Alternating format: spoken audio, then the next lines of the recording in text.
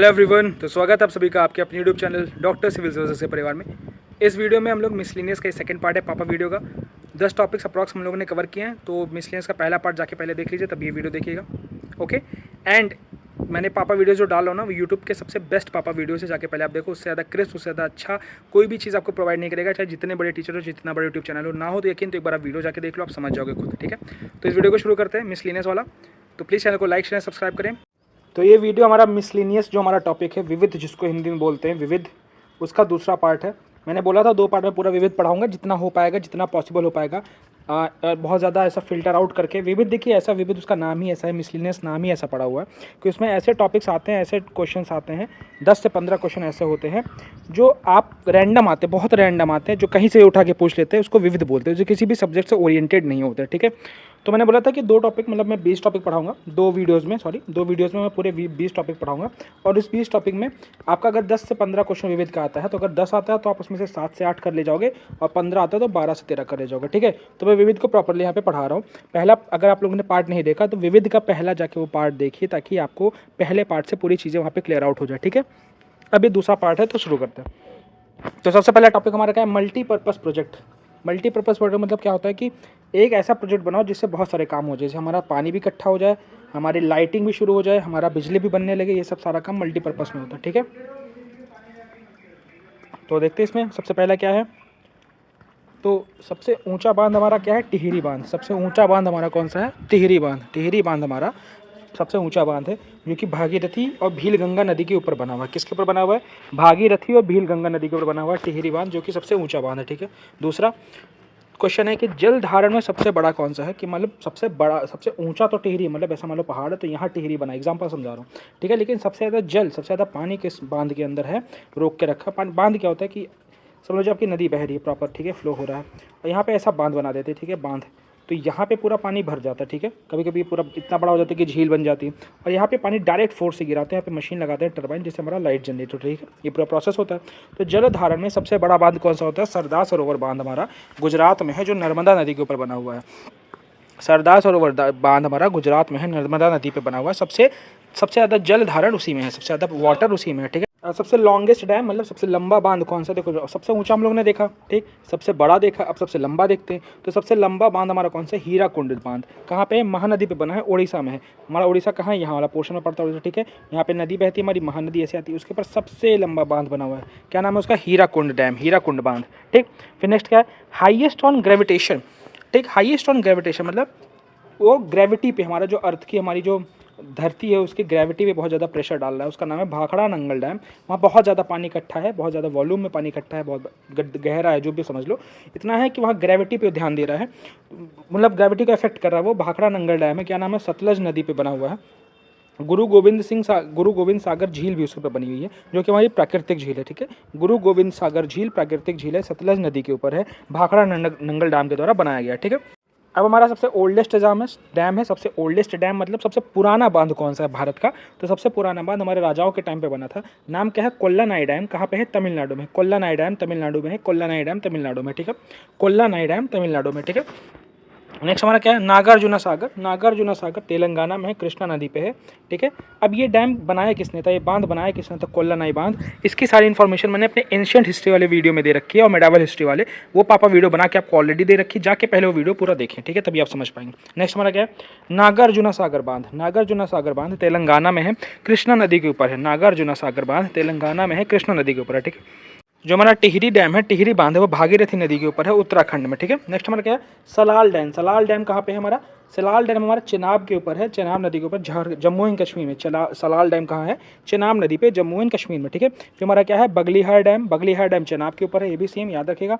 चेनाब नदी बहुत इंपॉर्टेंट है, इस बार याद रख लेना। ये दोनों डैम पूछ सकते हैं, कौन सा? सलाल और बगलीहर।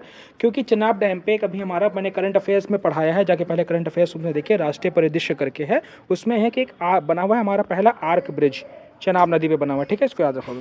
नेक्स्ट हमारा क्या है? पोंग बांध। पोंग बांध क्या है? महाराणा प्रताप जलाशय बोलते हैं उसको, पोंग बांध को महाराणा प्रताप जलाशय, जो कि ब्यास नदी पे बना है। बीएस रिवर बोलते हैं हिमाचल प्रदेश में। ठीक है, हिमाचल प्रदेश में बीएस नदी पे पोंग बांध बना हुआ है। ठीक है, फिर हमारा नेक्स्ट क्या है? मेट्टूर डैम। मेट्टूर बांध हमारा बना हुआ है कावेरी नदी पे, तमिलनाडु में।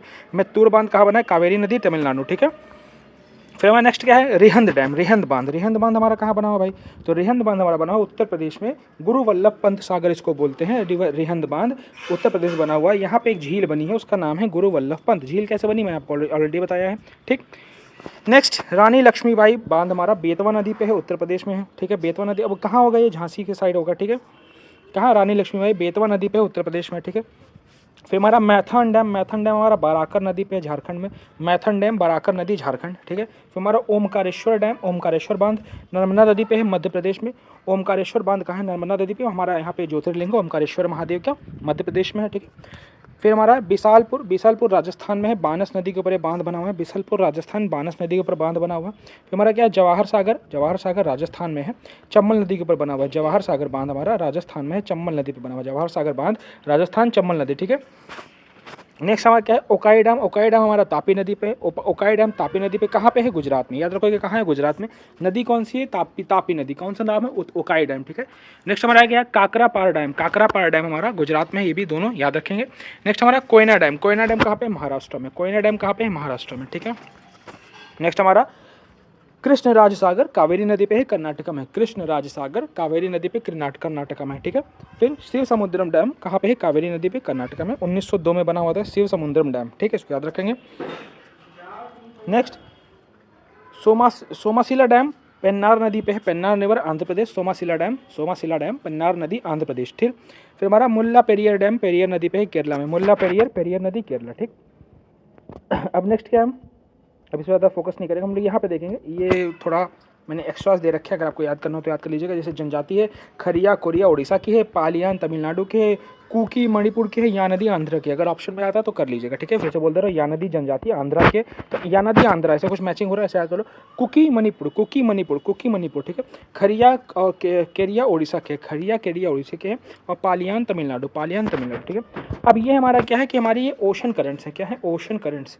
ओशन करेंट्स इंग्लिश में बोलते हैं इनको, हिंदी में इनको बोलते हैं समुद्री जलधाराएं। कौन सी गर्म है, कौन सी ठंड है, कहाँ से घूमती है, कहाँ से है, इससे एक क्वेश्चन बन सकता है भाई। मिसलेनियस मैंने बहुत फिल्टर के टॉपिक्स निकाले, तो एक बार देख लो, ठीक है। तो सबसे पहले क्या है, पेरू की जलधारा, पेरू करंट कहाँ पे है, अटाकामा डेजर्ट के पास बनती है। अटाकामा का रेगिस्तान इससे बनता है, साउथ अमेरिका के पास से गुजरती है। किसके पास से, साउथ अमेरिका के पास है, ठीक है। कॉन्टिनेंट है साउथ अमेरिका। मैंने प्रॉपर कॉन्टिनेंट करके वर्ल्ड ज्योग्राफी की वीडियो बनाई है, प्रॉपर जाके देखिए। बहुत 3-3.5 घंटे के अंदर पूरी वीडियो में आपका प्रॉपर वर्ल्ड ज्योग्राफी मैप के साथ आपको रट जाएगा, ये मैं गारंटी देता हूँ, ठीक है। सब चीज़ उसमें आपको मिलेगी, डेजर्ट, लैंड, रिवर, सी, स्ट्रेट, गल्फ, उसको हिंदी में अगर बोल दो तो सारे, मतलब प्रॉपर रेगिस्तान, प्रॉपर मरुस्थल, प्रॉपर झीलें, प्रॉपर जलधाराएँ, प्रॉपर नदियाँ, प्रॉपर जलप्रपात, और उसके बाद हमारा प्रॉपर उसमें स्ट्रेट रास्ते जो समुद्र के होते हैं। फिर हमारे गल्फ, जैसे खाड़ियाँ होती हैं, कौन सी कंट्रीज़ है, कौन से देश, उनके कैपिटल क्या है, सब चीज़ में मिल जाएगा, ठीक है। 2-3 घंटे में आपका पूरा ज्योग्राफी रिवाइज हो जाएगा वर्ल्ड वाली। चलो अभी इस पर फोकस करते हैं। तो पेरू करंट कहाँ पे बहती है हमारी, अटाकामा, साउथ अमेरिका में, ठीक है। दोस्त हमारा क्या है, फॉकलैंड करंट, फॉकलैंड की जलधारा, ये पैटागोनिया डेजर्ट बनाती है, पैटागोनिया का मरुस्थल बनाती है, कहाँ पे, साउथ अमेरिका में, ठीक। तो साउथ अमेरिका में 2 हो गई हमारी, कौन सी, पेरू, अटाकामा, और फॉकलैंड साउथ अमेरिका, ठीक है। दोनों समझ गए आप लोग। फिर हमारा क्या है, बेंगुला, बेंगुला हमारा कहाँ है, अफ्रीका में बहती है, ठीक है। नामीब और कालाहारी डेजर्ट बनाती है बेंगुला हमारा, नामीब और कालाहारी रेगिस्तान बनाती है बेंगुला करंट, याद रखोगे, ठीक है। फिर हम लोग देखेंगे नेक्स्ट, वेस्ट ऑस्ट्रेलियन करंट हमारी विक्टोरिया और सैंडी डेजर्ट बनाती है। वेस्ट ऑस्ट्रेलियन करंट हमारी विक्टोरिया और सैंडी रेगिस्तान बनाती है। फिर हमारा क्या है, गल्फ स्ट्रीम, गल्फ स्ट्रीम कहाँ पे है, नॉर्थ अमेरिका के ईस्ट में बहती है, ठीक है। और नॉर्थ अमेरिका के ईस्ट में बहती है, इसको याद रखो, नॉर्थ अमेरिका के ईस्ट में बहती है गल्फ स्ट्रीम, ठीक है, ठीक, ओके। अब ये चीज़ हम लोग देखेंगे, रर्बनाइजेशन, जीएस गाइड ने दिया था, फादर ऑफ इंडियन सोशोलॉजी। मैंने एक फैक्ट लिख दिया है, अगर आपको याद हो तो बाकी उस पर ज़्यादा फोकस मत करिए, ठीक। अब जो पेरुवियन कोल्ड करंट है, पेरुवियन कौन सी करंट है, पहले बात ये जानेंगे। पेरुवियन की जलधारा हमारी कोल्ड है, क्या है, ठंडी जलधारा है। तो इसको हमबोल्ट भी बोलते हैं, क्या बोलते हैं, हमबोल्ट भी बोलते हैं, हमबोल्ट भी बोलते हैं, इसको याद रखना, हमबोल्ट भी बोलते हैं, ठीक है। इससे क्या होती है, एक फिशिंग जोन बनती है। फिशिंग जोन मतलब मछली वहाँ पर सबसे ज़्यादा पाई जाती है। मछलियाँ क्यों सबसे ज़्यादा पाई जाती है, समझ लो कि यहाँ से ऐसे आई एक करंट जो ठंडी थी, यहाँ से आई जलधारा जो गर्म थी। यहाँ पे क्या हो गया कि ठंडा गर्म मिल गया, तो यहाँ पे क्या हो गया कि घास वास जो समुद्री घास होते हैं ये सब पनप गए, तो यहाँ पे मछलियाँ अपना खाना पा जाते हैं, सूरज का धूप सब पा जाती है, तो इसलिए मछलियाँ यहाँ आती, तो वहीं पर हम लोग फिशिंग करने जाते हैं। अब कौन कौन सा है, देखो कहाँ कहाँ फिशिंग जोन बनता है, ये ध्यान से देखें। जब हॉट कुरोशियो करंट और कोल्ड ओशियो करंट मिलती है, कौन सी, एक हॉट है कुरोशियो, तो कुरो हॉट है और ओयो कोल्ड है, ठीक है। देखो ओयो, ओयो कोल्ड है, ओयो कोल्ड है, ओयो कोल्ड है, ओयो कोल्ड है, ओ ज़्यादा आ रहा है ना, तो ओयो कोल्ड है, ठीक है। और कूरो क्या है, कूरो हॉट है, तो इसे याद रखोगे, कुरोशियो करंट हॉट है, गर्म है, और ओयोशियो करंट ठंडी है, कोल्ड है। तो ये जब दोनों मिलती है तो जापान के पास हमारा फिशिंग जोन बनता है, किसके पास, जापान के पास, ठीक। फिर दूसरा लैब्राडोर करंट और नॉर्थ ड्रिफ्ट दोनों जब मिलते हैं तो न्यू फाउंडलैंड बनता है, क्या बनता है, न्यू फाउंडलैंड। लैब्राडोर की जलधारा और नॉर्थ ड्रिफ्ट की जलधारा जब मिलती है तो हमारा न्यू फाउंडलैंड बनता है, इसको थोड़ा मैं जूम इन कर दे रहा हूँ, न्यू फाउंडलैंड बनता है, ठीक है, उसको याद रख लोगे। फिर तीसरा जो हमारा बनता है वो हमारा बेरिंग सी और ईस्ट चाइना से जो मिलते हैं, मैंने प्रॉपर मैपिंग पढ़ाई, ये सब समुद्र कहाँ है, आप मैपिंग वाला वीडियो देख लोगे ना तो ये सब आपके माइंड में ऑलरेडी आ जाएगा, जैसे जैसे मैं बोलूँगा आपको पता रहेगा कि मैं कहाँ कहाँ के बारे में बोल रहा हूँ, ठीक है। तो बेरिंग सी, बेरिंग का समुद्र और ईस्ट चाइना का समुद्र दोनों जहाँ मिलते हैं वहाँ पे क्या होता है, हमारा फिशिंग जोन बनता है, ठीक है, इसको याद रखना, ठीक है। अभी नेक्स्ट का हम लोग देखते हैं इधर। अब जो लैब्राडोर की करंट है हमारी, लैब्राडोर की जलधारा नॉर्थ अटलांटिक ओशन में बहती है, नॉर्थ अटलांटिक ओशन में बहती है और कनाडा कोस्ट के पास बहती है, किसके, कनाडा के तट के पास बहती है, ठीक। फिर कैनरी करंट हमारी है, ये नॉर्थ अटलांटिक, ये भी बहती है नॉर्थ अटलांटिक ओशन में, नॉर्थ अफ्रीका के पास बहती है, अफ्रीका का जो नॉर्थ वाला पोर्शन, देखो अफ्रीका महाद्वीप ऐसा है तो ये साउथ हो गया, नॉर्थ, तो नॉर्थ वाले पोर्शन में बहती है, केप वर्दे के पास से, कहाँ से, केप वर्दे के पास है, ठीक है। फिर नेक्स्ट हमारा क्या है कि जो हमारी फॉकलैंड करंट है, और मैंने बताया फॉकलैंड करंट क्या है, अर्जेंटीना के पास है, ये कोल्ड करंट है, अर्जेंटीना के पास बहती है, ठंडी जलधारा है फॉकलैंड की जलधारा ठंडी है, अर्जेंटीना के पास बहती है, ठीक है। साउथ अटलांटिक करंट दो पार्ट में डिवाइड होती है, मैंने फॉकलैंड बताया, एक होता है ब्राजीलियन करंट हॉट होती है, गर्म होती है, ब्राजीलियन करंट कैसी होती है, हॉट होती है, गर्म होती है, साउथ अटलांटिक ड्रिफ्ट गर्म होती है, हॉट होती है, ठीक है। फिर बेंगुला की जलधारा है, बेंगुला की जलधारा ठंडी होती है, साउथ अफ्रीका, नमीबिया और अंगोला के पास बहती है, किसके पास, मैं थोड़ा जूम कर दे रहा हूँ। बेंगुला की जो करंट है, बेंगुला की जलधारा, बेंगुलियन करंट, वो कोल्ड करंट होती है, ठंडी का जलधारा होती है, और साउथ अफ्रीका, नमीबिया और अंगोला की तरफ बहती है, ठीक है। अब लोग देखते हैं हमारे इंडियन ओशन में, हमारे भारतीय हिंद महासागर में कौन कौन से करंट बहते हैं। तो सबसे पहले हमारा अगुलोहास की जलधारा बहती है, जो मोजाम्बिक और साउथ अफ्रीका की तरफ जाके बहती है, मेडागास्कर के पास होकर, ठीक है। क्या नाम है, गर्म है, अगुलोहास वाली गर्म जलधारा है, मेडागास्कर आइलैंड के पास से बहती है, कहाँ पे, मोजाम्बिक और साउथ अफ्रीका के साइड, ठीक है। नेक्स्ट हमारा क्या है, पैसिफिक ओशन करंट हमारी कौन कौन सी, कैलिफोर्निया की ठंडी जलधारा और अलास्का की गर्म जलधारा, दो करंट बहती है हमारी पैसिफिक ओशन में, प्रशांत महासागर में, कैलिफोर्निया की ठंडी जलधारा और अलास्का की गर्म जलधारा, ठीक है, याद रखेंगे। अब हम लोग देखते हैं कुछ तीसरा टॉपिक हमारा जो है कैपिटल एंड करेंसी, ठीक, राजधानियाँ और वहाँ की मुद्राएं, ठीक है, हिंदी में अगर बोलो तो इंपॉर्टेंट है, देख लो। भूटान की राजधानी ढाका है, टका वहाँ की मुद्रा है। फिर म्यांमार की राजधानी नेपिदा है, नेफिदाई बोलते हैं, नया पैदा, मैंने आप लोगों को बताया था नेपिदा। अब मैपिंग जाके देखो तो ये सब आप लोग पहले ही पता होगा, बट जिनको नहीं पता यहाँ से देख लो, क्या करेंसी है वहाँ की। नेक्स्ट चाइना, राजधानी बीजिंग है, युआन वहाँ की करेंसी है। फिर हमारा ताइवान, ताइपे वहाँ की राजधानी है, डॉलर वहाँ की करेंसी है, ठीक है। ताइवान का ताइपे राजधानी है, डॉलर करेंसी है, सॉरी। नेक्स्ट हमारा थाईलैंड, थाईलैंड की राजधानी बैंकॉक है और थाई वे है तो उसकी करेंसी है, ठीक है। फिर वियतनाम के हमारी जो राजधानी है वो उसका नाम है हनोई और उसकी करेंसी का नाम है डोंग, डोंग वहाँ की करेंसी है। वियतनाम की करेंसी का नाम है डोंग और कैपिटल है हनोई, ठीक है। ये सब मैं आपको पढ़ा चुका हूँ, जब मैं आपको मैपिंग पढ़ाया था ना कंट्री चली थी, ये सब प्रॉपर पढ़ाया भाई, वो हम मैपिंग से को ज़्यादा याद रहेगा यहाँ से बेटर, ठीक है। नेक्स्ट हमारा क्या है, फिलीपींस, फिलीपींस का हमारा कैपिटल मनीला है और वहाँ का पैसा क्या है, पैसो क्या है, करेंसी है, ठीक है, पेसो। फिर हमारा सिंगापुर, सिंगापुर में सिंगापुरी डॉलर चलता है हमारा, ठीक है। इंडोनेशिया, कैपिटल उसका सिंगापुर ही, इतना याद रखना। इंडोनेशिया का कैपिटल है नुसंतरा, तो संतरा इंडोनेशिया का कैपिटल है। रुपया वहाँ की करेंसी है, रुपया, ठीक। फिर हमारे क्या है, ईरान, ईरान के कैपिटल है तेहरान, ठीक है, याद रखना, ये न्यूज़ में है तो याद रखना। ईरान का कैपिटल है तेहरान और वहाँ का रियाल वहाँ का वो है क्या करेंसी है। फिर इराक का कैपिटल है बगदाद और दिनार वहाँ की करेंसी है। तुर्की का कैपिटल अंकारा है, लीरा वहाँ की करेंसी है। तुर्की का कैपिटल अंकारा है, लीरा वहाँ की करेंसी है। फिर हमारा यूएई की कैपिटल हमारा अबू धाबी है और दिरहम वहाँ की करेंसी है। यूएई के कैपिटल हमारा अबू धाबी है और दिरहम वहाँ की करेंसी है, ठीक है। फिर हमारा सऊदी का कैपिटल हमारा रियाद है और कैपिटल उसकी रियाल है, तो रा से दोनों है। रियाद वहाँ की कैपिटल है और रियाल वहाँ का पैसा है, ठीक है। फिर सीरिया का दमिश्क कैपिटल है और पौंड वहाँ का क्या है, पैसा है। दमिश्क कैपिटल है और पौंड पैसा है, ठीक है। लेबनान का बेरूत कैपिटल है और पाउंड पैसा है। बेरूत कैपिटल है, पाउंड पैसा, याद रखना।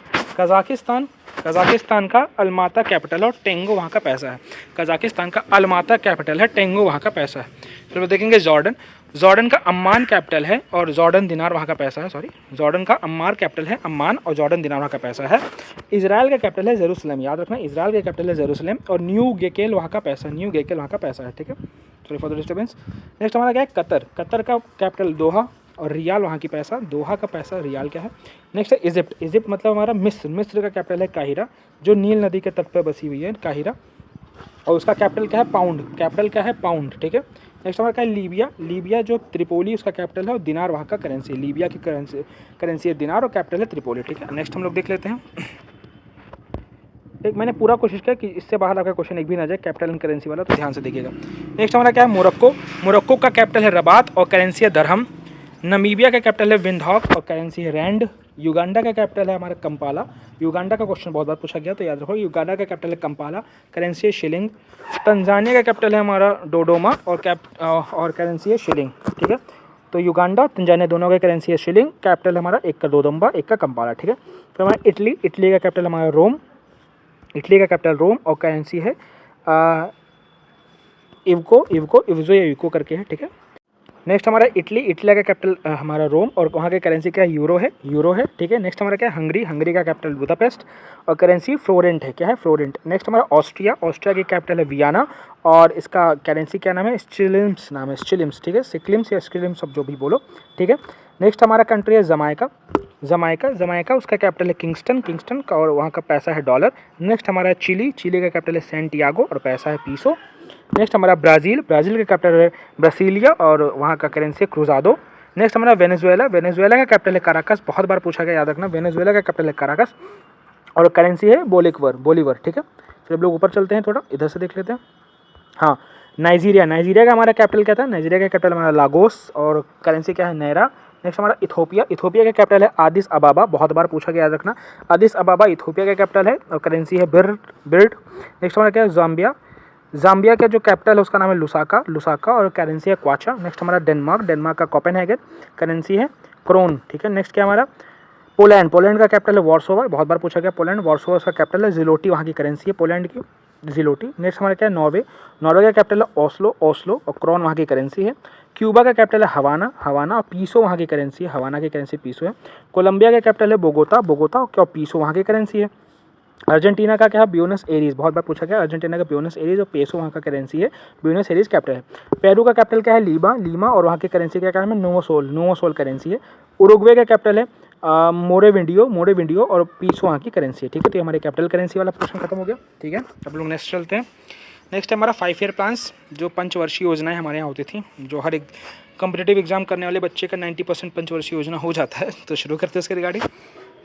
तो पहला इकोनॉमिक प्लानिंग हमारा कंकरेंट लिस्ट के अंदर आती है, ये जानेंगे हम लोग कि हम लोग जो इकोनॉमिक आर्थिक प्लानिंग करते हैं वो कंकरेंट लिस्ट में आती है हमारी, जो ना स्टेट में है ना सेंटर में है, दोनों उस पर कानून बना सकते हैं, ठीक है। शुरू कब से हुआ था इस पर ध्यान देते हैं। शुरू हुआ था हमारा सोवियत संघ में सबसे पहले शुरू हुआ था, स्टालिन गवर्नमेंट वहाँ पे थी तब शुरू हुआ था। और 1934 में एम विश्वेश्वरैया जी की किताब आई थी प्लान्ड इकोनॉमी ऑफ इंडिया, उसके तहत उनको फादर ऑफ प्लानिंग कहा गया। एम विश्वेश्वरैया जी की किताब आई थी प्लान्ड इकोनॉमी ऑफ इंडिया, उसके तहत उनको फादर ऑफ इकोनॉमी कहा गया, फादर ऑफ प्लानिंग कहा गया, इसको याद रखना, ठीक है। नेक्स्ट हमारा 1938 में नेशनल प्लानिंग कमेटी का गठन किया गया जवाहरलाल नेहरू जी के द्वारा। 1938 में नेशनल प्लानिंग कमेटी का गठन किया गया जवाहरलाल नेहरू जी के द्वारा। और इंडियन नेशनल कांग्रेस का जो सेशन हुआ था उसके हेड थे उस समय सुभाष चंद्र बोस जी। तो याद रखिएगा नेशनल प्लानिंग कमेटी हमारी आज़ादी के बाद नहीं बनी, आज़ादी के पहले बनी थी। जिस कौन से कांग्रेस सेशन में, जिसमें हमारे सुभाष चंद्र बोस जी हेड थे, कहाँ होगा, हरिपुरा वाला होगा। और जवाहरलाल नेहरू जी वहाँ के क्या थे, उनके हेड थे इसके नेशनल प्लानिंग कमेटी के, ठीक है, लाया उन्होंने था। 1944 में गांधीयन प्लान लागू किया गया और एस.एन. अग्रवाल उसके हेड थे। गांधीयन प्लान लागू किया गया एस.एन. अग्रवाल जी के द्वारा, उसके हेड थे, जो भी आप बोल लो। फिर हमारा बॉम्बे प्लान आया जिसमें बड़े बड़े 8 उद्योगपति जो हमारे थे, 8 बिजनेसमैन। बॉम्बे प्लान में 8 बिजनेसमैन, 8 उद्योगपतियों ने अपना अपना पैसा लगाया कि भैया हमको इंडिया को डेवलप करना है। तो पहले कौन से, जे.डी. टाटा जी थे, फिर हमारा जी.डी. बिरला थे। जब जे.डी. टाटा, जी.डी. बिरला, फिर पी.डी. ठाकुरदास, फिर ए.डी. दलाल, फिर लाला श्रीराम, फिर ए.डी. श्रॉफ, फिर जॉन मथाई, फिर के.बी. लाल भाई। अब इनमें से फेमस अभी तक आप लोग बिरला को पता होगा, टाटा का पता होगा, दलाल का पता होगा और सबका नहीं पता होगा, ठीक है। इन लोग को याद कर लो आप लोग। पी.डी. ठाकुरदास थे, लाला श्रीराम थे, ए.डी. श्रॉफ थे, जॉन मथाई थे, जॉन मथाई का नाम भी कभी कभी आप लोग सुना होगा, के.बी. लाल भाई थे। इतने लोग थे हमारे 8 लोग बिजनेसमैन, ठीक है। 1949 केसी नियोगी कमेटी बनाएगी, योजना आयोग का गठन हुआ 1950 में। 1949 में केसी नियोगी कमेटी बनी जिससे योजना आयोग प्लानिंग कमीशन का गठन किया गया, ठीक है। प्लानिंग कमीशन बोलते हैं उसको। योजना आयोग 2014 तक हमारा चला, मोदी जी के आने के बाद उसको भगा दिया गया और नीति आयोग ले आया गया, ठीक, समझ गए आप लोग। अब पहला 5 ईयर प्लान कब चला, 1951 से 1956 तक, 5 साल का था तो पहला 56 तक चला, ठीक। इसको हैरोल्ड डोमर मॉडल बोलते हैं, क्या ना, हैरोल्ड डोमर मॉडल। इसमें क्या था, कृषि पे बहुत ज़्यादा फोकस किया क्योंकि उसमें हमारे यहाँ भुखमरी की हालात थी, तो कृषि और यातायात पे बहुत ज़्यादा फोकस किया। दामोदर रिवर वैली की शुरुआत की, भाखड़ा डैम यहाँ पे बनाने की शुरुआत हुई। टारगेट हमारा 2.1% था, 2.1%, जो कि हमने अचीव किया 3.6%, तो बहुत अच्छा हम लोग का अचीवमेंट था। ठीक है, इसी टाइम पे 5 आईआईटी शिफ्ट सेट की गई और यूजीसी सेट हुई राधा कृष्ण कमेटी के रिकमेंडेशन पे 1956। जो भी हम लोग यूनिवर्सिटी वाला पढ़ते हैं तो यूजीसी राधा कृष्ण कमेटी ने बनाई 1956 में। 5 आईआईटी बनी हमारी और कृषि के ऊपर ज़्यादा फोकस था पहले 5 ईयर प्लान में। ठीक है, फिर दूसरा 5 ईयर प्लान हमारा क्या था, इसको नेहरू और महालोबिस मॉडल बोलते हैं, महालोनाबिस मॉडल बोलते हैं। नेहरू महालोनाबिस मॉडल इंडस्ट्रियल डेवलपमेंट के लिए था, महालोनाबिस मॉडल इंडस्ट्रियल डेवलपमेंट के लिए था। 29 जून को हमारा नेशनल स्टैटिस्टिकल डे मनाया जाता है। ठीक है, ठीक। अब इसमें क्या हुआ कि इसमें इंपॉर्टेंट था कि 3 आयरन स्टील प्लांट, लौह और इस्पात उद्योग की स्थापना की गई। कहाँ पे, एक राउरकेला में जर्मनी की मदद से, एक भिलाई में रशिया की मदद से, यूएसएसआर तब था, और एक जर्मनी में वेस्ट बंगाल में ब्रिटेन की मदद से। ठीक है, जर्मनी नाम था उसका, वेस्ट बंगाल ब्रिटेन की मदद से। ठीक है, अब देखो पहला राउरकेला वाला कहाँ है, उड़ीसा में, भिलाई वाला कहाँ है, छत्तीसगढ़ में, जर्मनी वाला कहाँ है, ब्रिटेन में। ठीक है, इसको याद रखिए। फिर तीसरा 5 ईयर प्लान हुआ, ठीक, 61 से 66 के बीच में कृषि और उद्योग के विकास दोनों पे किया गया। इसको सैंडी चक्रवर्ती मॉडल बोलते हैं, सैंडी चक्रवर्ती मॉडल बोलते हैं। इसमें 4 लौह इस्पात के कारखानों का किया गया, जिसमें बोकारो झारखंड का जो हमारा था वो रशिया की मदद से हम लोग स्थापित किए, यूएसएसआर की मदद से। बोकारो स्टील प्लांट झारखंड में बहुत फेमस है अभी तक, इसको याद रख लेना। ठीक है, ठीक। सूखा हमारे यहाँ पड़ेगा 1966 में। ठीक, इसको याद रखो, 66 में हमारे यहाँ पड़ गया सूखा। ठीक, फिर हमारा क्या हुआ, 65 में हमारा फूड कॉर्पोरेशन ऑफ इंडिया की शुरुआत की गई, किसकी, एफसीआई की, फूड कॉर्पोरेशन ऑफ इंडिया की। ठीक है, अब कुछ चीज़ें इसमें याद रखो, जब फूड कॉर्पोरेशन इंडिया की शुरुआत हुई तो कुछ चीज़ें हमारे इंडिया में आ गई, जैसे कि एमएसपी आ गई। 1965 से 66 के बीच में एपीसी एमएसपी करती थी, फिर सीएपीसी कर दी 1966 के बाद से सीएपीसी करने लगी। ठीक है, ठीक। अब एपीसी मतलब एग्रीकल्चर प्रोडक्ट कमेटी करके कुछ था, एग्रीकल्चर प्राइस कमेटी करके था, और सीएपीसी मतलब सेंट्रल एग्रीकल्चर प्राइस कमेटी करके इसका नाम कैसे कुछ कर दिया होगा, जो भी, इस पर फुल फॉर्म जाने की जरूरत नहीं, बट इतना जान लो। ठीक है, 1966 में भयंकर सूखा पड़ गया हमारे यहाँ, मैंने बताया आपको। अब 66 से 69 3 वार्षिक योजना हुआ हमारे यहाँ, ये तीनों 67, 68, 69, क्योंकि सूखा पड़ेगा तो हम लोग को खाने पीने की दिक्कत था, तो इसमें ग्रीन रेवोल्यूशन आया, हरित क्रांति आई। किसका टाइम पे आई थी, पीएम उस समय इंदिरा गांधी जी थी, एग्रीकल्चर मिनिस्टर हमारे सी सुब्रमण्यम जी थे, दिलबाग सिंह गेहूं क्रांति के लिए बहुत ज़्यादा माने जाते हैं, और गुरुदेव कुश चावल क्रांति के लिए बहुत ज़्यादा माने जाते हैं। दिलबाग सिंह गेहूँ के लिए, गुरुदेव कुश चावल के लिए, दिलबाग सिंह गेहूँ के लिए, गुरुदेव कुश चावल के लिए, दिलबाग सिंह गेहूँ के लिए, गुरुदेव कुश चावल के लिए। ठीक है, MS Swaminathan Indian green revolution के पितामह कहे जाते हैं, फादर कहे जाते हैं। कौन, MS Swaminathan Indian green revolution के फादर कहे जाते हैं। ठीक है, इसको याद रखेंगे। फिर हमारा नॉर्मन बारलोग, वर्ल्ड के ग्रीन रेवोल्यूशन के फादर कौन है, नॉर्मन बारलोग। याद रखो कि वर्ल्ड के, पूरी दुनिया के, विश्व के कौन है, तो नॉर्मन बारलोग हैं, और इंडिया के कौन है, एमएस स्वामीनाथन इंडिया के, और नॉर्मन बारलोग वर्ल्ड के। ठीक है, फिर हमारा पंतनगर से इसकी शुरुआत की गई, पंतनगर में पंजाब हरियाणा और western UP, Punjab Haryana western UP, Pantnagar से इसकी शुरुआत हुई। ठीक है, याद रखोगे आप। फिर इंपॉर्टेंट, इस सब का कोई ज़रूरत नहीं है, चौथा पाँचवा उतना इंपॉर्टेंट नहीं है, तो इसको पढ़ने की ज़रूरत नहीं है। 5th 5 year plan, 2 year of, कोई ज़रूरत नहीं है, 2 ईयर ऑफ छोड़ो हटाओ। फिर एसडीजी गोल, ये इंपॉर्टेंट है, सस्टेनेबल डेवलपमेंट गोल। मैं नोट्स भेज दूंगा, अगर आपको एक्स्ट्रा पढ़ना होगा तो लिख पढ़ लीजिएगा, जो एग्जाम के पर्सपेक्टिव से इंपॉर्टेंट मैं आपको उतना पढ़ा रहा हूँ। ठीक है, फिर एसडीजी गोल होता है सस्टेनेबल डेवलपमेंट गोल, सतत विकास वाले जो लक्ष्य हैं हमारे वो वाले हैं। यहाँ पे देखो 17 है हमारे पास। ठीक है, अब इसको सीरियल वाइज याद करना बहुत आसान है, बहुत लोगों को हार्ड लगता है, बट मुझे बहुत आसान लगता है। ध्यान से सुनो, पहले आपके पास गरीबी नहीं होगी, तो जब गरीबी नहीं होगी तो आप खाने को पा जाओगे तो जीरो हंगर हो जाएगा। ठीक है, जब खाने को पा जाओगे तो आपकी हेल्थ सही हो जाएगी, तो आपका हेल्थ सही हो जाएगा। ठीक है, तो जब हेल्थ आपकी अच्छी हो गई, आपको एजुकेशन में, आप एजुकेशन के लिए भागोगे। जब कोई एजुकेशन मिल जाएगा, आपको थोड़ा ऐसे शिक्षा मिल जाएगी, तो आप समझोगे कि हाँ भाई महिला पुरुष बराबर हो, तो जेंडर के ऊपर हो जाएगा। अब जब आपको हर चीज़ मिलेगा तब बोलोगे यार अब तो प्यास लग रही है, तो पानी पे ज़्यादा फोकस करोगे। ठीक है, फिर जब पानी वानी आपको सब चीज़ मिल जाएगा, आप नदी से देख लोगे कि हाँ नदी पे तो बांध बना के एनर्जी बना सकते हैं, तो आप एनर्जी पे फोकस करने लगोगे। जब एनर्जी पे फोकस करने लगोगे तो भाई आप तो इलेक्ट्रिसिटी बन गए, तो आप कारखाने खोलोगे तो आपकी इकॉनमी डेवलप हो जाएगी। जब इकॉनमी आप डेवलप करने लगोगे तो सोचोगे यार कंप्यूटर लगाना है, बट हमारे पास तो रूम ही नहीं है, स्टूडियो बनाना है बट पैसे ही नहीं है, सब्सक्राइबर्स हमारे वीडियोज़ देखते ही नहीं है, तो इकॉनमी आप डेवलप करने के लिए इंफ्रास्ट्रक्चर बनाओगे। जब का इंफ्रास्ट्रक्चर बनाओगे तो फिर आपके यहाँ की इनक्वालिटी हो जाएगी। इंफ्रास्ट्रक्चर बनाओगे तो सबको नौकरी दोगे, औरतें भी काम करेंगी, आदमी भी काम करेंगे, तो इनक्वालिटी हट जाएगी, क्योंकि दोनों लोग पैसा कमाने लगेंगे। जबकि इनक्वालिटी हट जाएगी तो आप शहरों में बसने लगोगे, तो सस्टेनेबल सिटीज़ हमें बनानी पड़ेंगी, और जब आप शहरों में बसने लगोगे तो आप कंज्यूम करने लगोगे, तो हम बोलेंगे भाई जितना ज़्यादा कंज्यूम मत करो, उतना ही करो जितना आपकी ज़रूरत है। और जब ज़्यादा कंज्यूम करने लगोगे तो भाई हमारे पर क्लाइमेट ख़राब हो जाएगा, तो क्लाइमेट एक्शन हमें करना पड़ेगा। और जब क्लाइमेट एक्शन हम लोग को ध्यान देंगे तो बोलेंगे यार अब तो हमें पता चला कि ऑक्सीजन तो समंदर से ज़्यादा होती है, अर्थ से ज़्यादा, तो हम लोग को समंदर का ध्यान रखेगा, तो लाइफ बिलो वाटर हम लोग देखेंगे।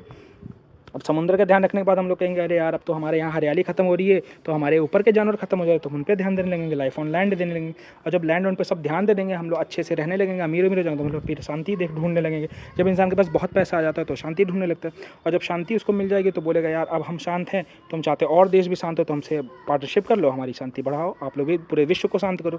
तो ये था सस्टेनेबल डेवलपमेंट गोल याद करने का तरीका।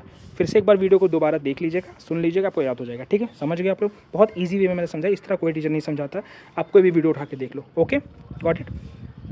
एक कहावत होती है कि जब आप अपने बैंक के अकाउंट के ज़ीरो गिनना बंद कर देते हो तो आप कैलोरीज के ज़ीरो गिनने लगते हो। ठीक है, तो अभी हम लोग का टाइम कैलोरी गिनने का नहीं है। ठीक है, अब नेक्स्ट हमारा है ऑपरेशंस। ऑपरेशंस मतलब होता है अभियान। अब कौन कौन से अभियान हमारे सरकार द्वारा चलाया गया उस पर ध्यान देते हैं। एक टॉपिक मैं इसका अभियान का पहले पढ़ा चुका हूँ, ना हो तो पहले वो वीडियो जाके देख लो, आप समझ जाओगे, बट अभी इसमें देखते हैं। पहला होता है राइजिंग सन, गोल्ड स्मगलिंग के लिए हुआ था। ठीक है, रेवेन्यू इंटेलिजेंस ने किया था राइजिंग सन, गोल्ड स्मगलिंग, सोने की तस्करी के लिए। दूसरा था कामधेनु, कैटल स्मगलिंग के लिए, जम्मू कश्मीर में हुआ था। नेक्स्ट हमारा संकल्प हुआ था मैरीटाइम सिक्योरिटी के लिए, जो मैरीटाइम मतलब समुद्र की सिक्योरिटी के लिए हमारी जो होती है, समुद्र के तटरक्षक की। नेक्स्ट हमारी इंद्रावती हुआ था हैती के रेस्क्यू के लिए, हैती जो वहाँ पे लोग रहते थे उनके रेस्क्यू के लिए हुआ था। ठीक है, ये पायरेट्स होते हैं जो समुद्रों को कब्जा कर लेते हैं, मतलब शिपों को। ठीक है, फिर नेक्स्ट हमारा अमृत हुआ था एंटीबायोटिक्स ओवर यूज़ के लिए, केरला में हुआ था। नेक्स्ट हमारा ऑपरेशन अजय हुआ था इजराइल हमास रेस्क्यू के लिए, इजराइल हमास में जो लड़ाई हुई थी वहाँ से भारतीयों को बचाने के लिए ऑपरेशन अजय करा गया था। फिर हमारा क्या था कन्विक्शन, कन्विक्शन हुआ था सेक्सुअल हरासमेंट को रोकने के लिए और कन्वर्जेंस को रोकने के लिए। फिर हमारा ऑपरेशन करुणा, करुणा हुआ था मोचा साइकिल म्यांमार में था उसको बचाने के लिए। फिर कावेरी हुआ था सूडान से बचाने के लिए, भारतीयों को सूडान से लाने के लिए। मर्यादा हुआ था मंदिरों की सफाई के लिए उत्तराखंड में। सद्भावना हुआ था एलओसी और जम्मू कश्मीर में रूरल की मदद करने के लिए ऑपरेशन सद्भावना हुआ था। फिर ऑपरेशन दोस्त हुआ था अर्थक्वेक के लिए, तुर्की सीरिया में हम लोग दोस्त बन के गए थे, उन्होंने पीठ में खंजर घोंप दिया। फिर गरुड़ा हमारा हुआ था ड्रग ट्रैफिकिंग के लिए, ड्रग मतलब जो हमारी हीरोइन ये सब चीज़ें होती हैं उनके ट्रैफिकिंग को रोकने के लिए गरुड़ा हुआ था, सीबीआई और एनसीबी का ज्वाइंट ऑपरेशन था। गंगा था हमारा रशिया यूक्रेन से इवैक्यूएशन, जब रशिया यूक्रेन में लड़ाई हुई थी तो ऑपरेशन गंगा चलाया गया। ठीक, अब साइक्लोन्स कौन कौन से आए इस साल थोड़ा उन पर देख लेते हैं। 25 वाला मैंने आपको करंट में पढ़ा दिया है, जो करंट में आए थे उनके बारे में। ये 24 में जो आए थे उनको देख लेते हैं। तो पहला आया था गैमी, चाइना, फिलीपींस, ताइवान में। फिर अल्वारो आया था मेडागास्कर में। रेमल आया था West Bengal, north east state Bangladesh में, तो उसके याद रखना रेमल। ठीक, फिर मेगन आया था ऑस्ट्रेलिया में, मेगन आया था ऑस्ट्रेलिया में। मिडहिल आया था बांग्लादेश में, मिडहिल आया था बांग्लादेश में। हमून आया था वेस्ट बंगाल और बंगाल में, याद रखना हमून और रेमल ये दोनों याद रखना। हमून आया था वेस्ट बंगाल और बांग्लादेश में। नेक्स्ट हमारा मिचाउंग आया था आंध्र प्रदेश में, याद रख लेना मिचाउंग आंध्र प्रदेश में। जो इंडिया में आया था उसको तो ज़रूर याद रखना। जस्पर आया था नॉर्थ ईस्ट ऑस्ट्रेलिया में, जस्पर नॉर्थ ईस्ट ऑस्ट्रेलिया में। तेज आया था साउथ वेस्ट अरेबियन सी में, साउथ वेस्ट अरेबियन सी में। और सौला आया था साउदर्न चीन में, तो ये तेज इंपॉर्टेंट है, साउथ वेस्ट अरेबियन सी में आया था, याद कर लेना। ठीक है, नेक्स्ट ऑनर्स, कौन से देश से कौन से हमारे मोदी जी को डेली ऑनर्स मिलते, जहाँ जा रहे हैं वहाँ का सर्वोच्च न्यायालय मिल जा रहा है सम्मान, तो कौन से यहाँ का कौन सा थोड़ा सा देख लो। ये रशिया वाला देते हैं ऑर्डर ऑफ सेंट एंड्रयू, उनके यहाँ सबसे बड़ा वाला है। ग्रीस वाले देते हैं ऑर्डर ऑफ ऑनर, फ्रांस वाले देते हैं लीजन ऑफ ऑनर। ठीक, इजिप्ट वाले देते हैं order of Nile, new Guinea वाले देते हैं ऑर्डर ऑफ लोगोऊ, और फिजी वाले देते हैं ऑर्डर ऑफ फिजी। ठीक, लीना नायर कौन थी, women person of the year बनी थी। ये सब याद करने की कोई जरूरत नहीं, ये करंट के हिसाब से देख लीजिएगा आप लोग। ठीक है, फिर मिलिट्री एक्सरसाइज हमारे यहाँ कौन कौन सी होती हैं, तो भाई ये देखो इसमें तो आयु कुछ भी पूछ रहा, डेट पूछ रहा, महीना पूछ रहा, कौन पहले कौन बाद में पूछ रही, और ये तो मंथ वाइज आप पढ़ोगे करंट अफेयर्स उसमें से देख लोगे। अभी इसमें मैंने लिख दिया है कौन किसके होती है, ये यहाँ पे देख लो। नोमैडिक एलिफेंट हमारा इंडिया और मंगोलिया के बीच होता है, याद रखो मंगोलिया इंडिया मंगोलिया के बीच होता है। ठीक है, ये 16वां 17वां बात ध्यान मत देना। ठीक है, नेक्स्ट हमारा क्या है मैत्री हमारा होता है, मैत्री हमारा होता है इंडिया और थाईलैंड के बीच में। ठीक है, मैत्री इंडिया और थाईलैंड के बीच में। नेक्स्ट हमारा होपेक्स होता है इंडिया और इजिप्ट के बीच में, होपेक्स। फिर जिम्बेक्स होता है इंडिया और जापान के बीच में, जिम्बेक्स होता है इंडिया और जापान के बीच में। रेड फ्लैग हमारा होता है मल्टीनेशनल, रेड फ्लैग है तो लाल झंडा उठा दिया तो सब लोग मिलकर एयरफोर्स लोग करते हैं, मल्टीनेशनल होता है। ठीक है, बहुत सारे देश उसमें होते हैं। शक्ति हमारा होता है इंडिया में मालदीव और लंका मिला के शक्ति करते हैं। ठीक है, मालदीव और श्रीलंका मिला के शक्ति करते हैं। ठीक है, वेस्ट गार्ड का है ये। टर्कश हमारा एंटी टेरर ऑपरेशन है, इंडिया यूएसए मिलकर टर्कस करते हैं एंटी टेरर। फिर दस्तलिक होता है हमारा इंडिया और उज्बेकिस्तान का, दस्तलिक होता है आर्मी का है। फिर टाइगर ट्रम्प हमारा होता है, टाइगर ट्रम्प होता है इंडिया यूएसए का, टाइगर ट्रम्प होता है। सी डिफेंडर होता है इंडिया यूएसए का, सी डिफेंडर। ठीक है, तो दो चीज़ हम लोग देख लिए। फिर लमीती हमारा होता है इंडिया और सीचेल्स का होता है, शेसेल्स का, शेसेल्स बोलो सेशेल्स बोलो आपके ऊपर है, लमीती होता है। फिर हमारा सेकंड क्या है समुद्र लक्ष्मण, समुद्र लक्ष्मण हमारा इंडिया मलेशिया के बीच में होता है, समुद्र लक्ष्मण इंडिया मलेशिया के बीच में। ठीक है, फिर हमारा धर्म गार्जियन होता है इंडिया जापान के बीच में, धर्म गार्जियन होता है। फिर शांति प्रयास हमारा मल्टीनेशनल होता है भाई, सब मिलके करते हैं। नेपाल में इस बार हुआ था 2024 वाला, ऐसा याद रखना, ठीक है। मिलान वाला हुआ था हमारा मल्टीनेशनल मिलान होता है। फिर सदा तनसीख होता है इंडिया और सऊदी के बीच में, सदा तनसीख। Desert knight India France UAE, desert knight India France UAE, India France UAE air force वाला होता है, ठीक है, इसको याद रखना। एक अयोध्या होता है हमारे इंडिया और थाईलैंड के बीच में, नेवी करती एक अयोध्या, एक मतलब एक्सरसाइज अयोध्या, एक्स अयोध्या उसको बोल देते हैं। साइक्लोन सेकंड हमारा होता है इंडिया इजिप्ट के बीच में, साइक्लोन जितने भी इंडिया इजिप्ट के बीच में होते हैं। और खंजर हमारे इंडिया और किर्गिस्तान के बीच में होता है, खंजर हमारे इंडिया किर्गिस्तान के बीच में होता है। और एक्सरसाइज विनबैक्स होता है इंडिया और वियतनाम के बीच में, विनबैक्स इंडिया वियतनाम के बीच में, ठीक है। फिर वज्र प्रहार हमारा होता है यूएसए के साथ, मित्र शक्ति होता है श्रीलंका के साथ, ये तो इंपॉर्टेंट पॉइंट आपको पता होगा। हरिमाऊ हमारा मलेशिया के साथ होता है, हरिमाऊ हमारा मलेशिया के साथ होता है। फिर संप्रीति हमारा बांग्लादेश के साथ होता है, संप्रीति बांग्लादेश के साथ होता है। और वरुणा हमारा 21 है, फ्रांस के साथ होता है, वरुणा हमारा 21 फ्रांस के साथ हुआ था, वरुणा हमेशा फ्रांस के साथ होता है, ऐसे याद रख लो। मालाबार हमारा होता है क्वाड, मालाबार कोस्ट पे होता है, क्वाड वाला मालाबार एक्सरसाइज होती है जहाँ पे इंडिया, जापान, अमेरिका और ऑस्ट्रेलिया शामिल होता है, ठीक। फिर जायद तलवार हमारा इंडिया यूएई के साथ होता है, जायद तलवार, ठीक है। अब इंडिसेज याद करने की जरूरत नहीं, ये सब छोड़ दो, करंट वाला ही होता है। बुक्स एंड ऑथर्स ये थोड़ा देख लेते हैं हम कि भाई कुछ important books and authors current affairs में रहे थे 24-25 के बीच में, तो इसको थोड़ा देख लेते हैं। तो पहले किताब हमारी इंडिया एट 100, के.वी. सुब्रमण्यम जी ने लिखा है इंडिया एट 100, ठीक। ब्रेकिंग रॉक्स एंड बैरियर्स लिखा है हमारे सुदीप्ता सेन गुप्ता जी ने, सुदीप्त सेन गुप्ता जी ने ब्रेकिंग रॉक्स एंड बैरियर्स लिखा है। Power within Narendra Modi ji की किताब मतलब बायोग्राफी लिखी किसने, आर बालासुब्रमण्यम जी ने, आर बालासुब्रमण्यम जी ने power within Narendra Modi लिखी है, ठीक है। अ डिक्टेटर्स कॉल लिखा इस्माइल कदारे जी ने, इस्माइल कदारे जी ने अ डिक्टेटर कॉल लिखा। कितना आयरनिक है ना कि डिक्टेटर की बात इस्माइल कर रहे हैं। फिर हमारा नाइफ सलमान रशीदी जी ने लिखा है, नाइफ सलमान रशीदी जी ने लिखा है, बहुत बार एग्जाम में पूछा गया, याद रखना knife. The idea of democracy हमारे सैम पित्रोदा जी की किताब है, idea of democracy Sam Pitroda ji की किताब है। सॉलोइंग द सन लक्ष्मीपुरी जी ने लिखा है, सॉलोइंग द सन लक्ष्मीपुरी जी ने लिखा है। द कॉन्स्पिरेसी राजपक्षे जी ने लिखा है, द कॉन्स्पिरेसी राजपक्षे जी ने लिखा है। कौन थे राजपक्षे, ये श्रीलंका के हैं, इतना याद रखना। एक समंदर मेरे अंदर संजीव जोशी जी ने लिखा है, एक समंदर मेरे अंदर। गांधी अ लाइफ इन 3 ये एमजे अकबर जी ने लिखा है, एमजे अकबर जी ने लिखा है Gandhi a life in 3, 3 part में गांधी जी की लाइफ को डिवाइड किया होगा इन्होंने। संस्कृति के आयाम लिखा है डॉक्टर मनोरम मिश्रा जी ने, संस्कृति के आयाम डॉक्टर मनोरम मिश्रा जी ने। नए भारत का सामवेद नरेंद्र मोदी जी की स्पीच को एक साथ कर दिया गया है, कोविंद ने कर दिया। जो नरेंद्र मोदी जी मन की बात करते हैं, स्पीचेस देते हैं, उनको एक जगह कोविंद जी ने कर दिया है और प्रेसिडेंट कोविंद जी ने कर दिया, ठीक है, समझ लीजिए। प्रेसिडेंट जी मोदी जी की बात को एक जगह कर रहे हैं, उनका नाम रख दें नए भारत का सामवेद, ठीक। नेक्स्ट हमारा क्या है, the book of life, Vivek Agnihotri ji की किताब है the book of life. The autobiography of God, ये लीना कुमार जी की है कि भैया भगवान ने अपनी ऑटोग्राफी कैसे लिखी होगी। फिर नेक्स्ट हमारा क्या है, फायर एंड गंगा, ये राधिका अय्यनगर की है, ये मणिकर्णिका घाट और गंगा जी के बारे में बता रही होंगी, फायर एंड गंगा सेम है। नेशनल कॉलिंग सोनल गोयल जी की किताब है, National Calling. Breaking the Mould, ये हमारे रघुराम राजन की किताब है, रोहित लांबा जी मिलकर लिखे हैं ब्रेकिंग द मोल्ड, ठीक है। फिर हमारा फॉलोइंग द सन लक्ष्मी मुद्देश्वरी पुरी जी ने लिखा है, बस, ठीक है। इसके बाद हमारा क्या है, travel in paradise Romesh Bhattacharya ji, बहुत बार क्वेश्चन पूछा, travel in paradise Romesh Bhattacharya ji ने लिखा है, travel in paradise Romesh Bhattacharya ji, बस। इससे ज़्यादा आपको मिसलेनियस सब पढ़ने की जरूरत नहीं है, ज़्यादा टाइम वहाँ पे स्पेंड करने की जरूरत नहीं है। 2 पार्ट में मैंने मिसलेनियस जितना पढ़ा है उतना पढ़ लो, उससे बाहर आपके मिसलेनियस से अगर क्वेश्चन आते हैं तो कोई नहीं कर पाएगा, इतना याद रखिएगा। बाकी ये मैंने जो 8-9 सब्जेक्ट्स बताए हैं उन पे ज़्यादा फोकस करो भाई, वहाँ से क्वेश्चन आपके गलत नहीं होने चाहिए। मैं प्रॉपर पूरी मेहनत करके पापा वीडियोज़ ला रहा हूँ, पहले जाके वो पूरी प्रॉपर वीडियो देख लो, उससे बेहतर, उससे क्रिस्प, उससे अच्छी वीडियोज़ आपको पूरे यूट्यूब पर कोई भी टीचर प्रोवाइड नहीं कर सकता, मैं इसकी गारंटी दे सकता हूँ। आप उसका क्वालिटी जाकर देख लो, वीडियो उठा के देख लो, आप समझ जाओगे, ठीक है। तो that's it for this video, मिलते हैं नेक्स्ट वीडियो में, तब तक के लिए जय हिंद।